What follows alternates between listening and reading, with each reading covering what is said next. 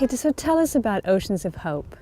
Yes, Oceans of Hope is a project sailing around the world in a sailboat, the one that we're sitting on now, also called Oceans of Hope, with people living with the neurological disease Multiple Sclerosis, MS, as the active crew actually sailing the boat around the world. This was initiated as Sailing Sclerosis and then the Oceans of Hope project, focusing on people living with MS. MS is something that hits people in the prime of their lives. It comes with no reason, we don't know it at least, and it comes in these attacks.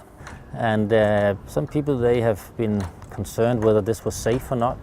Of course, we had all the safety measures necessary for that, but it has been the right thing to do. It was a necessary journey to do. The people, they have felt that they have recaptured their identity. That's what they all tell. If you see, MS, multiple sclerosis, is a disease that disconnects physically. The brain is disconnected from the outer world with the sensory disturbances, motor dysfunctions. And in this way you could say that this journey has reconnected people to themselves. It has reconnected them to other people. It has reconnected them to nature, and in this case, as such, to life. What kind of health benefits did they gain? That's a good question. I think the testimonials, they would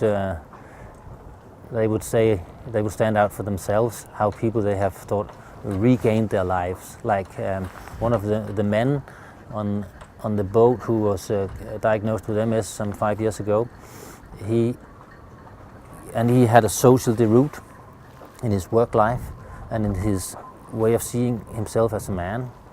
He felt that he's got his spine back, and he's now got a job, he's got a girlfriend, he's bought a boat. Stories like that, we have a lot of these stories.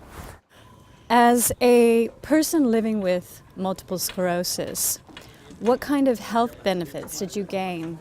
First of all, it meant a huge difference psychologically, because my body works very well, but feeling the empowerment of being able to handle all these challenges, like very heavy wind, the cold, the waves, having to work like 4-hour shifts. So you work 4 hours, then you rest 4 hours and through a lot of hours. So that was challenging. But it gave me a lot of self-confidence that I really could do that.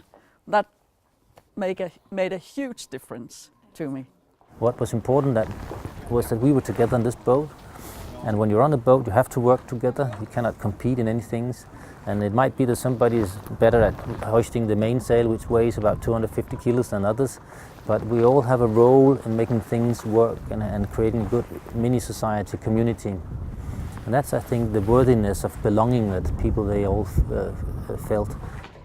We have this spirit together. So even though we haven't, some of us met before, because some were on a leg from Australia or whatever, when we come together, it's like magic, because we all have this common love.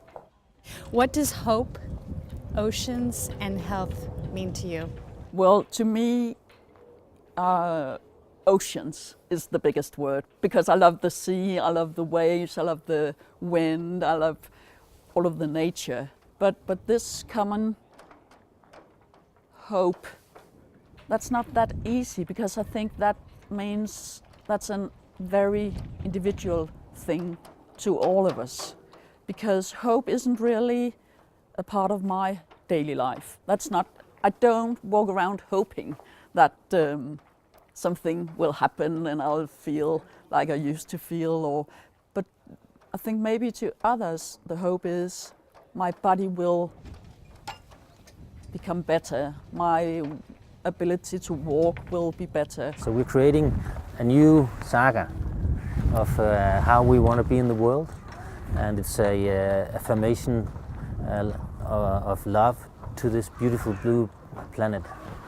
And it creates hope when you're alone, isolated, in shame, at home, you're lost in the universe.